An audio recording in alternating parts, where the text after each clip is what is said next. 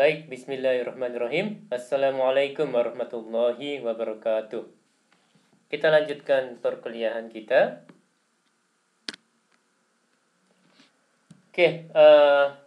Topik perkuliahan kali ini adalah perilaku antar kelompok dan mengelola konflik.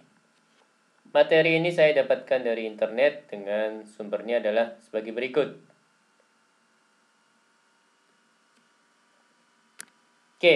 Konflik. Pengertian konflik. Konflik merupakan hal yang abnormal. Mereka yang menganut pandangan ini pada dasarnya bermaksud menyampaikan bahwa suatu konflik hanyalah merupakan gangguan stabilitas. Karena konflik dilihat sebagai suatu gangguan, maka harus diselesaikan secepat-cepatnya. Poin berikutnya, konflik sebenarnya hanyalah suatu perbedaan atau salah paham. Dengan kata lain, konflik tidak dinilai sebagai hal yang terlalu serius. Menurut penganut pendapat ini, penyebab konflik hanyalah kegagalan berkomunikasi dengan baik, sehingga pihak lain tidak dapat memahami maksud yang sesungguhnya.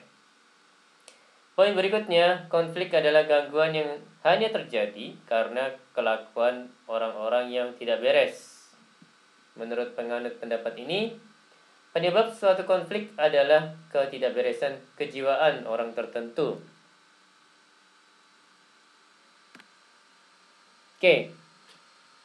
Mohon maaf.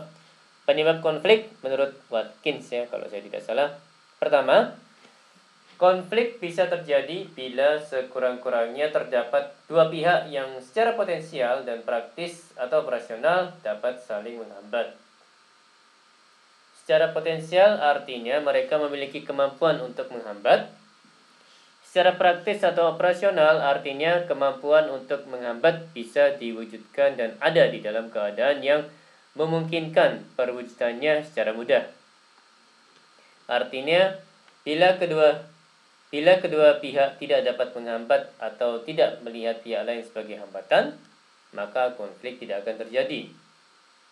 Ya, karena memang ya tidak melihatnya sebagai hambatan ya, Mas dan Mbak sekalian.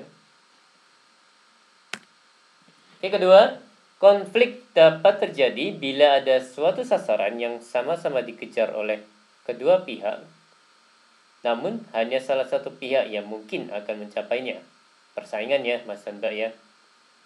Dilihat dari sifatnya, konflik dapat dikelompokkan menjadi konflik negatif dan konflik positif. Jadi konflik yang negatif ialah konflik di mana pihak-pihak yang terlibat merasa rugi karena konflik itu. Salah satu bentuk konflik negatif ialah konflik yang tidak terselesaikan. Ya, namanya juga salah satu tidak dapat ya, jadi merasa dirugikan. Sedangkan yang satu lagi dapat merasa diuntungkan gitu ya. Konflik positif berguna untuk suatu masyarakat atau kelompok yang memungkinkan ekspresi konflik yang terbuka dan memungkinkan pergeseran keseimbangan kekuasaan. Konflik akan memberikan transisi untuk suatu hubungan baru yang terus direvisi.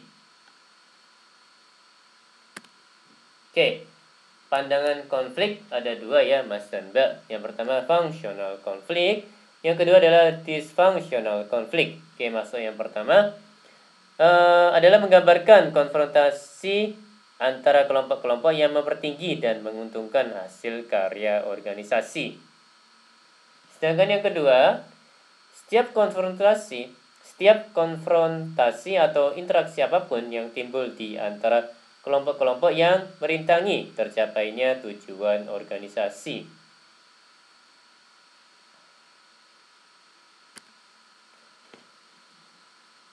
Masuk ke subtopik hubungan konflik individu dengan prestasi kerja organisasi. Bagi setiap organisasi ada suatu tingkat optimal dari konflik yang dapat dipandang sangat fungsional, bermanfaat, dan yang mempunyai pengaruh positif terhadap prestasi kerja. Jika tingkat konflik itu terlalu rendah, maka prestasi kerja akan menurun. Inovasi dan perubahan sukar diadakan dan organisasi sukar menyesuaikan diri terhadap perubahan dalam lingkungannya. Jadi kalau menurut slide ini ya, konflik juga dibutuhkan gitu ya Mas Tanda. Jika tingkat konflik itu terlalu tinggi, maka kekacauan yang timbul dapat juga mengancam kelangsungan hidup organisasi. Jadi dengan proporsi yang pas, tidak terlalu tinggi, tidak terlalu rendah gitu ya, konflik insya Allah akan bermanfaat. Seperti itu ya Mas dan Mbak sekalian. Oke, ini kurva gambar ini menjelaskan terkait konflik antar kelompok dan hasil karya. Jadi ini yang mohon maaf, sumbu X-nya ini kalau saya tidak salah adalah tingkat konflik antar kelompok gitu ya. Nah, ini di sumbu Y ada tinggi, ada rendah. Nah, untuk yang situasi dibagi menjadi 3 ya, Mas dan Mbak ya. Situasi 1, situasi 2, dan situasi tinggi. Situasi 3. Jadi di sini ada kata tinggi. Mohon maaf.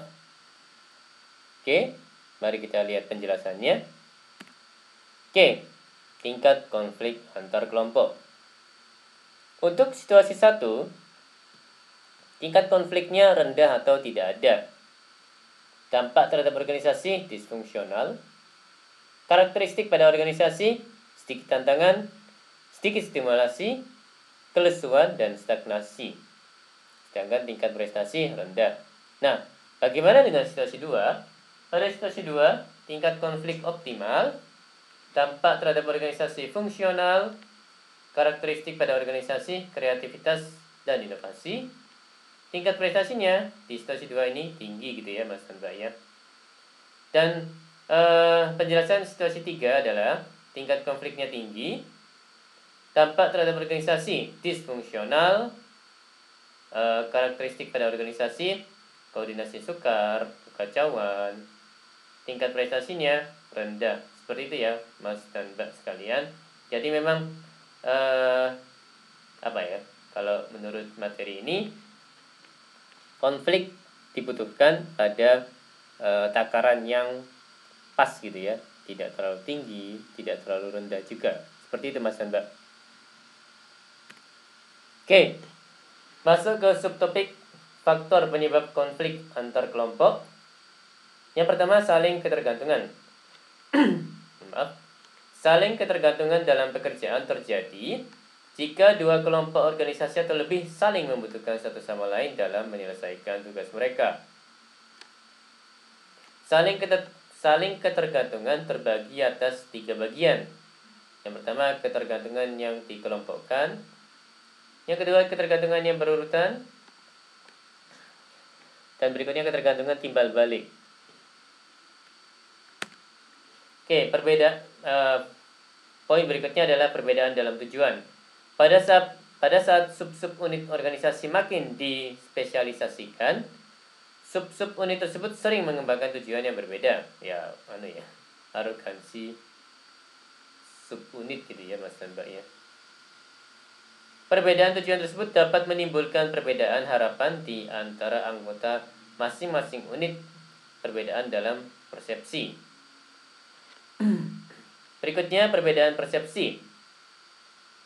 Perbedaan tujuan dapat disertai dengan persepsi yang berbeda tentang kenyataan, dan ketidaksepakatan terhadap penyebab kenyataan tersebut dapat menimbulkan konflik.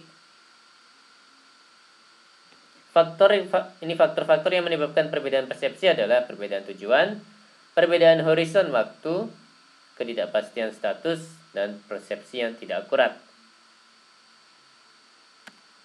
Oke, poin berikutnya, terbatasnya sumber daya. Jika sumber daya terbatas dan harus dialokasikan, ketergantungan bersama meningkat dan setiap perbedaan dalam tujuan kelompok menjadi lebih jelas. Poin berikutnya, struktur imbalan yang berbeda antar kelompok. Konflik antar kelompok kemungkinan besar terjadi jika sistem imbalan dikaitkan dengan prestasi kelompok masing-masing daripada dengan prestasi organisasi secara keseluruhan. Oke, poin berikutnya, tuntutan akan spesialisasi. Konflik antara staf spesialis dan generalis ya, saya ulangi, konflik antara staf spesialis dan generalis ini mungkin merupakan jenis konflik antar kelompok yang paling umum. Beberapa penyebabnya: persepsi terjadinya pengurangan wewenang lini, perbedaan sosial dan fisik, ketergantungan lini terhadap pengetahuan staf, dan perbedaan kesetiaan. Loyalitas mungkin ya kata yang bisa menggantikan kesetiaan di sini ya, Mas dan Mbak. Oke, hasil riset. Kalau menurut materi ini, hasil karya meningkat apabila ada konflik dalam kelompok daripada apabila konflik itu kecil atau tidak ada sama sekali. Bahwa semakin banyak ragam kelompok dalam hal kepribadian, latar belakang, sikap, maka semakin besar kemungkinan bahwa hasil karya kelompok baik. Dalam praktek kebanyakan manajer, saya ulangi, dalam praktek kebanyakan manajer menghilangkan atau menghindari konflik. Hal ini karena adanya doktrin nilai-nilai anti konflik dalam masyarakat dan doktrin agama. Oke, masuk ke subtopik mengelola konflik. Jadi poin pertama, pemecahan masalah. Metode pemecahan masalah dengan konfrontasi berusaha mengurangi ketegangan melalui pertemuan langsung atau tatap muka dari kelompok-kelompok yang konflik. Poin berikutnya, tujuan tingkat tinggi. Dalam pemecahan konflik antar kelompok, teknik tujuan tinggi, subordinate goal, melibatkan upaya penyusunan seperangkat tujuan dan sasaran yang sama, yang lebih tinggi gitu ya Mas dan Mbak ya, dari misalnya tujuan subunit. Masing-masing subunit punya tujuannya sendiri-sendiri. Terjadi konflik, maka cara mengelolanya adalah menetapkan tujuan yang lebih tinggi ya, yang di atas tujuan subunit masing-masing gitu ya Mas dan Mbak ya, kalau saya tidak salah. Tujuan dan sasaran ini tidak dapat dicapai tanpa kerjasama dari kelompok yang terlibat. Ya, kalau ada yang tidak terlibat ya kemungkinan tidak tercapai tujuan yang lebih tinggi ini atau tujuan tingkat tinggi ini. Oke, yang berikutnya perluasan sumber daya. Ya, poin berikutnya menghindari konflik. Meskipun penghindaran atau avoidance tidak menimbulkan manfaat jangka panjang, teknik ini tentunya dapat diterapkan sebagai pemecahan jangka pendek ya. Kemudian menghindari suatu konflik tidak menyelesaikan masalah secara efektif dan juga tidak menghilangkannya. Tetap ada gitu ya, gerutu atau apa namanya ya, ngomongin di belakang gitu ya Mas dan Mbak ya. Kemudian berikutnya pelunakan konflik. Pelunakan atau smoothing menekankan kepentingan bersama dari kelompok yang sedang konflik dan mengabaikan perbedaan mereka. Berikutnya, keyakinan yang mendasari teknik ini ialah bahwa dengan menekankan sudut pandang yang sama atas masalah-masalah tertentu memudahkan jalan menuju satu tujuan yang sama. Jadi dicari persamaannya ya pada saat konflik terjadi gitu ya Mas dan Mbak ya. Jika perbedaan antara kelompok maksudnya bersifat serius mungkin ya, pelunakan seperti halnya penghindaran paling tidak merupakan suatu penyelesaian jangka pendek.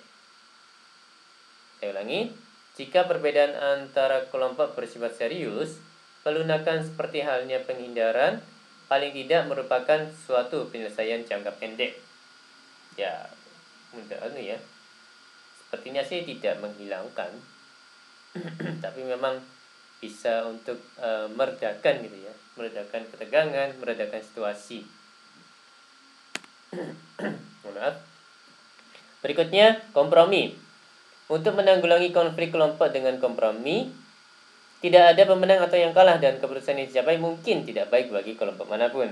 Ya, sama-sama gak enak gitu ya. Kemudian perintah otoritatif. Dengan menggunakan metode ini, Manajemen dengan mudah dapat memecahkan konflik tersebut menurut yang dianggapnya cocok dan mengkomunikasikan keinginannya kepada kelompok yang terlibat. Bawahan biasanya akan mematuhi keputusan atasan tanpa memperdulikan apakah mereka setuju atau tidak. Ya, namanya juga top down gitu ya. Dari perintah dari atasan, ya ada konflik. Misalnya ya ada konflik kemudian ada solusinya dari top down gitu ya, dari atasan, ya mau nggak mau harus diikuti gitu ya Mas dan Mbak ya. Kalau nggak diikuti, ya salah satu resikonya dipecat. Oke, maaf. Berikutnya mengubah variabel manusiawi. Melibatkan usaha perubahan perilaku anggota kelompok yang terlibat. Metode ini memusatkan perhatian atas sebab-sebab konflik dan atas sikap orang-orang yang terlibat. Kemudian poin berikutnya mengubah variabel struktural. Cara ini melibatkan perubahan struktur formal organisasi. Saya ulangi, cara ini melibatkan perubahan struktur formal organisasi. Struktur berkenaan dengan hubungan yang tetap di antara berbagai pekerjaan dalam organisasi dan mencakup desain pekerjaan dan departemennya. Oke, poin berikutnya, mengidentifikasi musuh bersama. Kelompok yang bersengketa dapat menyelesaikan perbedaan mereka untuk sementara dan bersatu menghancurkan musuh bersama. Musuh bersama tersebut mungkin pihak pesaing yang baru saja memperkenalkan produk yang jelas lebih baik.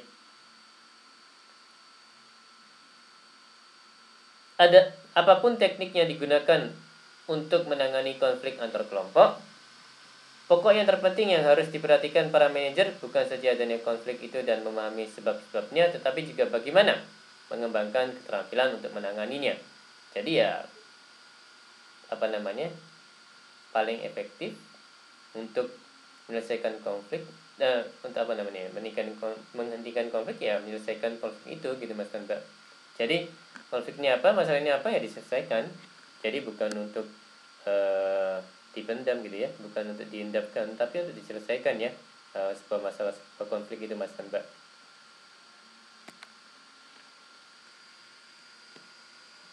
Baik, ya demikian perkuliahan kali ini. Ya mohon maaf kalau ada kata-kata yang salah. Terima kasih atas perhatian dan waktunya. Insyaallah kita jumpa lagi di lain kesempatan. Saya akhiri, wassalamualaikum warahmatullahi wabarakatuh.